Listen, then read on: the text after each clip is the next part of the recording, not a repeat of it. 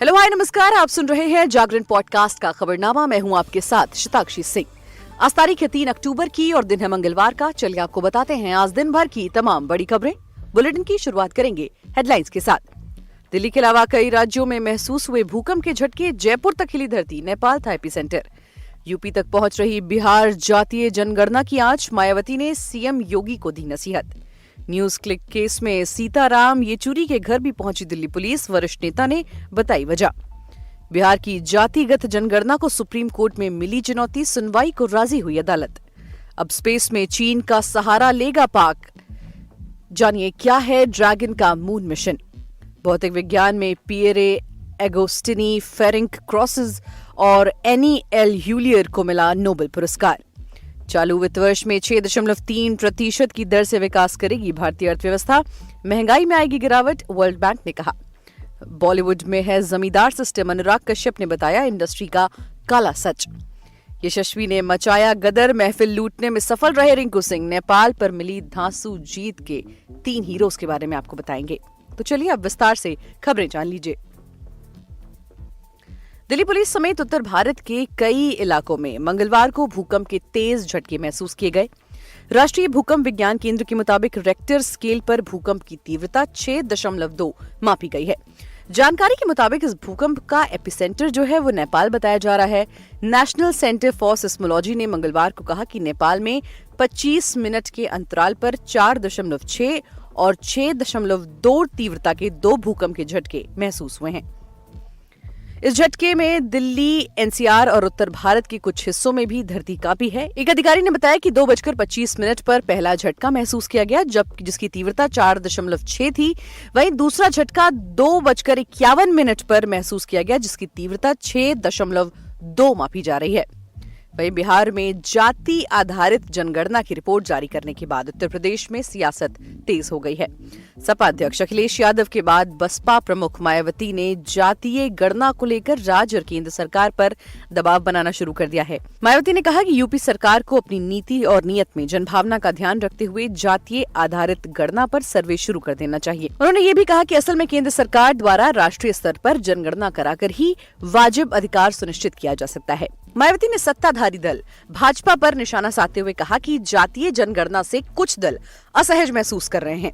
बसपा अध्यक्ष मायावती ने मंगलवार को इंटरनेट मीडिया पर अपने पोस्ट में कहा कि जाति आधारित गणना के आंकड़े जारी करने की खबर काफी सुर्खियों में है और इस पर गहन चर्चाएं जारी हैं। कुछ पार्टियां इससे असहज महसूस कर रही हैं, लेकिन बसपा के लिए ओबीसी के संवैधानिक हक के लंबे संघर्ष की ये पहली सीढ़ी है। वहीं चीन के कथित फंडिंग लेने के आरोप में मंगलवार को दिल्ली पुलिस की स्पेशल सेल ने ऑनलाइन पोर्टल न्यूज क्लिक से जुड़े 30 परिसरों पर छापेमारी की। इसके साथ ही पुलिस ने न्यूज क्लिक से जुड़े पत्रकारों के घर पर भी तलाशी की। इसी केस के सिलसिले में सीपीआई के महासचिव सीताराम येचुरी के घर भी दिल्ली पुलिस पहुंची। येचुरी ने समाचार एजेंसी एएनआई से बात करते हुए बताया कि उनके घर पुलिस क्यों आई थी। वरिष्ठ नेता ने दावा किया था कि दिल्ली पुलिस की छापेमारी में सीपीआई का कोई हाथ नहीं है। येचुरी ने कहा कि दिल्ली पुलिस हमारे घर पहुंची है क्योंकि हमारी पार्टी के साथी हमारे साथ रहते हैं, जिनका बेटा न्यूज क्लिक में काम करता है। ये छापा क्यों मार रहे हैं, इसका कारण क्या है, इसके बारे में कोई जानकारी नहीं है। वहीं बिहार में जातिगत सर्वे के आंकड़े सामने आने के बाद केंद्र और राज्य सरकार में टेंशन बढ़ गई है। केंद्रीय मंत्री और भाजपा के नेता जातिगत सर्वे की खामियां जनता के बीच लेकर जा रहे हैं। उधर आरजेडी और कांग्रेस ने बिहार की तर्ज पर देश में भी जातिगत जनगणना की मांग कर डाली है। इस बीच सुप्रीम कोर्ट ने बिहार में जाति सर्वे को लेकर याचिका मंजूर कर ली है। इस पर 6 अक्टूबर को सुनवाई होगी। 2 अक्टूबर को गांधी जयंती के मौके पर बिहार की नीतीश कुमार सरकार ने जातिगत सर्वे जारी कर दिए। इन आंकड़ों ने केंद्र और नीतीश कुमार सरकार के बीच रार को बढ़ा दिया है। केंद्रीय मंत्री और भाजपा नेता लगातार जनता के बीच जाकर जातिगत सर्वे को गलत राजनीति ठहरा रहे हैं, जबकि इस मामले में आरजेडी और कांग्रेस नेता इसे जायज ठहराकर देश में भी जाति सर्वे की मांग कर रहे हैं।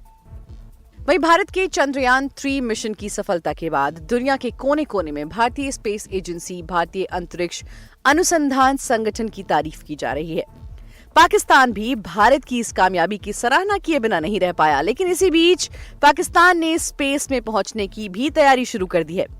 दरअसल पाकिस्तान ने अपने पड़ोसी मुल्क और सहयोगी देश चीन के साथ मिलकर अपना मून मिशन लॉन्च करने की योजना बनाई है। इस बात की जानकारी चीन की स्पेस एजेंसी की तरफ से दी गई है कि अगले साल चीन अपना मून मिशन लॉन्च करने वाला है। चीन की सरकारी न्यूज एजेंसी शिन्हुआ ने चीन नेशनल स्पेस एडमिनिस्ट्रेशन के हवाले से बताया कि चांग-ई 6 मून मिशन अभी रिसर्च और डेवलपमेंट के फेज में है। मिशन का लक्ष्य चंद्र नमूनों को एकत्र करने के लिए दक्षिणी ध्रुव के एटकिन बेसिन पर उतरना है। अब लोगों के मन में सवाल आ रहा होगा कि आखिर चीन के स्पेस मिशन में पाकिस्तान का क्या रोल है और कंगाल हो चुके पाकिस्तान ने स्पेस मिशन के लिए कैसे सहयोग दिया है। दरअसल चीन के चांग-6 मिशन में पाकिस्तान की भागीदारी देश के अंतरिक्ष कार्यक्रम के लिए एक महत्वपूर्ण मील का पत्थर है। पहली बार पाकिस्तान चांद पर कोई अंतरिक्ष यान भेजेगा। ये मिशन पाकिस्तान को चंद्र अन्वेषण और अंतरिक्ष प्रौद्योगिकी विकास में बेहतरीन अनुभव देगा। माना जा सकता है कि इस मिशन में के जरिए पाकिस्तान का चीन और इस मिशन में शामिल अन्य देशों के साथ सहयोग और संबंध मजबूत होंगे। वहीं साल 2023 के लिए नोबेल पुरस्कारों का ऐलान कर दिया गया है। भौतिक विज्ञान के क्षेत्र में 3 लोगों को नोबेल पुरस्कार दिया जाएगा। Royal Swedish academy of sciences ने भौतिक विज्ञान में 2023 का नोबेल पुरस्कार पियरी एगोस्टिनी, फेरेंक क्रॉसेस और एनी एल हुलियर को देने का निर्णय किया है। विभाजित सेकंड के सबसे छोटे हिस्से में परमाणुओं को देखने के लिए 3 वैज्ञानिकों को भौतिकी में नोबेल पुरस्कार दिया गया है। पियरी एगोस्टिनी अमेरिका की ओहियो स्टेट यूनिवर्सिटी, जर्मनी में Max Planck University of Quantum Optics और म्यूनिख के लुडविग मैक्समिलियन विश्वविद्यालय से संबंध रखने वाले के फेरेंक क्रॉसेस और स्वीडन के लुंड विश्वविद्यालय की एनी एल ह्यूलियर को यह पुरस्कार दिया जाएगा।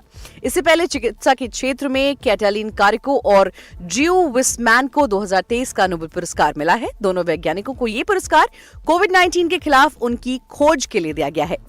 वहीं भारतीय अर्थव्यवस्था चालू वित्त वर्ष में 6.3% की दर से विकास कर सकती है। इसकी वजह देश में लगातार बढ़ रहा निवेश और घरेलू मांग का बढ़ना है। ये जानकारी मंगलवार को वर्ल्ड बैंक की ओर से जारी की गई एक रिपोर्ट में दी गई। वर्ल्ड बैंक की इंडिया डेवलपमेंट अपडेट रिपोर्ट में कहा गया कि वैश्विक अर्थव्यवस्था के मुकाबले भारतीय अर्थव्यवस्था में लचीलापन बना हुआ है। इस कारण से भारतीय अर्थव्यवस्था में रफ्तार बनी रहेगी। वर्ल्ड बैंक ने कहा कि दक्षिण एशिया रीजन की ग्रोथ में भारत का हिस्सा सबसे बड़ा होगा। भारत वित्त वर्ष 2023-24 में 6.3% की दर से विकास कर सकता है। महंगाई के मोर्चे पर रिपोर्ट में बताया गया कि खाद्य वस्तुओं की कीमतों में गिरावट आ सकती है। सरकार की ओर से उचित कदम उठाए जाने के कारण और आपूर्ति बढ़ने के कारण कीमतों में कमी आएगी। वहीं मनोरंजन जगत की बात करें तो अनुराग कश्यप हिंदी फिल्म इंडस्ट्री के सुलझे डायरेक्टर माने जाते हैं। उनकी गिनती उन डायरेक्टर्स में होती है जो फिल्में बनाने के लिए कुछ हटकर टॉपिक सेलेक्ट करते हैं, जिससे लोगों का एंटरटेनमेंट भी हो और उन्हें ऐसा कंटेंट मिले जिस पर बॉलीवुड में शायद ही कोई और फिल्म बना सके। इन दिनों अनुराग कश्यप फिल्म बेबाक को लेकर सुर्खियां बटोर रहे हैं, जो हाल ही में जियो सिनेमा पर रिलीज हुई है। सच्ची घटना पर आधारित ये फिल्म पुरुष प्रधान सामाजिक व्यवस्था पर बात करती है। हाल ही में दिए एक इंटरव्यू में अनुराग कश्यप ने बेबाक फिल्म और बॉलीवुड कल्चर पर ढेर सारी बातें कही। उन्होंने कहा कि जब शाजिया इकबाल उनके पास इस फिल्म की स्क्रिप्ट लेकर आई तो वो कहानी सुनकर भावुक हो गए। खेल जगत की बात करें तो एशियन गेम्स 2023 का आगाज भारतीय टीम ने धमाकेदार अंदाज में किया है। नेपाल के खिलाफ खेले गए पहले क्वार्टर फाइनल मुकाबले में टीम इंडिया ने 23 रन से मैदान मारा। बल्लेबाजों के टॉप क्लास शो के बाद गेंदबाजों ने भी खूब रंग जमाया। पहले बल्लेबाजी करते हुए भारत ने 20 ओवर में 4 विकेट खोकर स्कोर बोर्ड पर 202 रन लगाए, जिसके जवाब में नेपाल की टीम 9 विकेट खोकर 179 रन ही बना सकी। इस जीत के साथ ही भारतीय टीम ने सेमीफाइनल का भी टिकट कटा लिया है। नेपाल पर मिली धांसू जीत के सबसे बड़े हीरो यशस्वी जायसवाल रहे। यशस्वी ने बेहतरीन बल्लेबाजी करते हुए शतकीय पारी खेली। बाएं हाथ के बल्लेबाज ने तूफानी अंदाज में खेलते हुए 49 गेंदों पर 100 रन लूटे। अपनी आतिशी पारी के दौरान यशस्वी ने 8 चौके और 7 छक्के जमाए। यशस्वी की शतकीय पारी के चलते भारतीय टीम स्कोर बोर्ड पर 202 रन लगाने में सफल रही। दोस्तों, आज के लिए फिलहाल इतना ही।